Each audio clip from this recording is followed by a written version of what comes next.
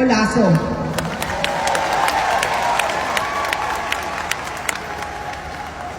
Kapag binoto niyo siya, alam niyo ito, si Kimmer, kawawa ito ba? Hindi siya pumirma sa impeachment ko.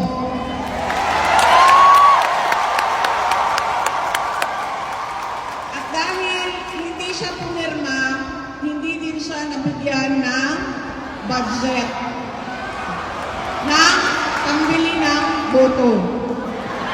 Yung mga pumirma, sila yung madaming budget pambili ng boto. Yan yung 1,000 na natatanggap ninyo.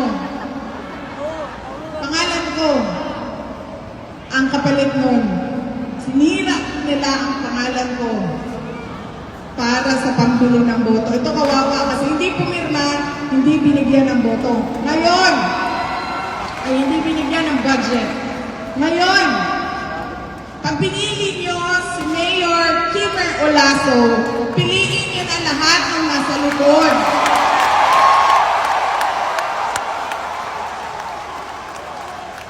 Ang Vice Mayor natin, si Ma'am Beng Limaco. Ang Congressman natin sa District 1, si Kaiser Olaso. Ang Congressman natin sa District 2, si Jerry Perez. Ang ating mga konsehal sa unang distrito, Mike Cinco, Gian Enriquez, Joel Esteban, Attorney Vlad Jimenez, Jackie Julian, Litlit Macrohon. Litlit? Bakit litlit ang masalita?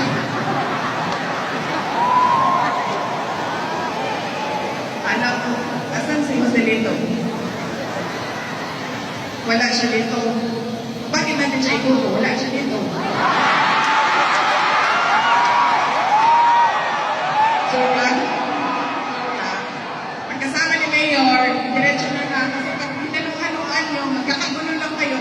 Alam nyo nangyayari sa mga syudad na kumuha kayo ng mayor sa kabila, tapos kinuha nyo vice mayor sa kabila, walang nakakagalaw. Hindi gumagalaw, hindi makatrabaho ang mayor, hindi makakagalaw ang vice mayor dahil lagi silang pagbabanggaan. Litlit Macron, Axel.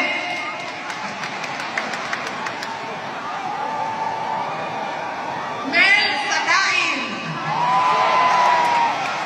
At si Dan Vicente. District 2 na. District 2. Si Fred Atilano. Present. Albert Castillo. Present. BG Gingona. Present. Cesar Iturralde. Present. Hannah Nuño. Present. Mary Joy Olaso. Eddie Saavedra. Bok Simbao.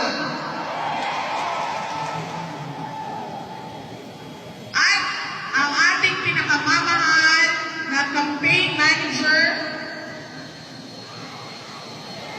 Mayor Celso Lobregat.